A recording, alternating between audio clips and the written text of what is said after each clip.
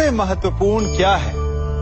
दृष्टि या दृष्टिकोण, समझ या सोच? सामान्यतः मनुष्य की दृष्टि और सोच में अधिकतर वो वस्तु, वो घटनाएं, वो भाव श्रेष्ठ हैं जो हमें आनंद दे, और जो हमें आनंद नहीं देते उन्हें हम दुखदाई मान लेते हैं।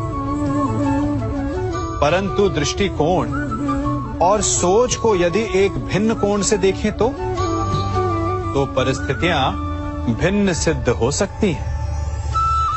जिस प्रकार भीषण गर्मी हमें सुहाती नहीं, परंतु वही गर्मी सागर और नदियों के जल को वाष्पित करती है और हमें मनोरम वर्षा का आनंद देती है, उसी प्रकार भीषण परिश्रम के पश्चात हमें सफलता मिलती है, इच्छा के पश्चात हमें हमारा लक्ष्य मिलता है। तो सदा स्मरण रखिएगा कि दुख और पीड़ा से भागे नहीं, क्योंकि यही भविष्य में आने वाले सुख का मूल है।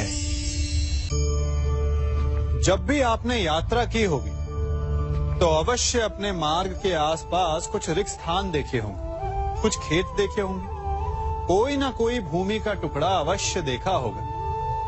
कुछ स्थान ऐसे होते हैं जहां पेड़ लगे होते हैं, जहां माली बड़े प्रेम से उन्हें बोता है, उन्हें सींचता है, और कुछ स्थान ऐसे भी होते हैं जहां बिना माली के खरपतवार उग जाते हैं, कुछ अन्य पौधे उग जाते हैं।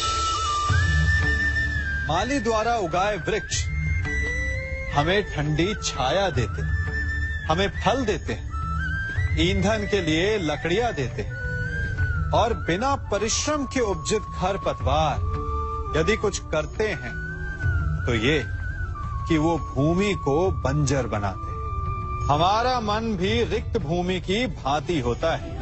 यदि अपने परिश्रम से उसमें सुविचारों के बीज डालोगे तो फलदायक विचार उपजेंगे, और यदि उसे रिक्त छोड़ दिया तो खरपतवार की भांति अनुपयोगी विचार आपके मन को अपना घर बना लेंगे, आपके मन को मैला कर देंगे, उसे बंजर कर देंगे।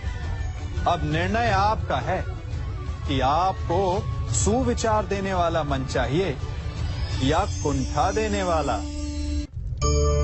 जल प्रकृति को इस संसार की सबसे अनूठी देन है।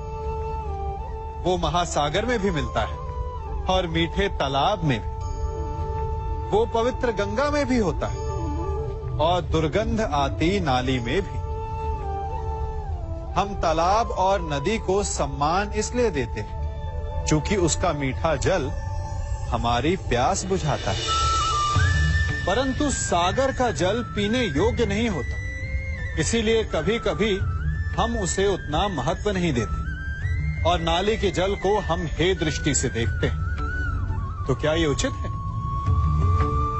हमारे संबंध भी इसी जल की भांति होते हैं। जिस संबंध से हमें लाभ ना हो उससे हम दूर हो जाते हैं। कभी ईर्ष्या के कारण, कभी अहंकार के कारण उस संबंध को तोड़ देते हैं। तो क्या संबंध को तोड़ देना उचित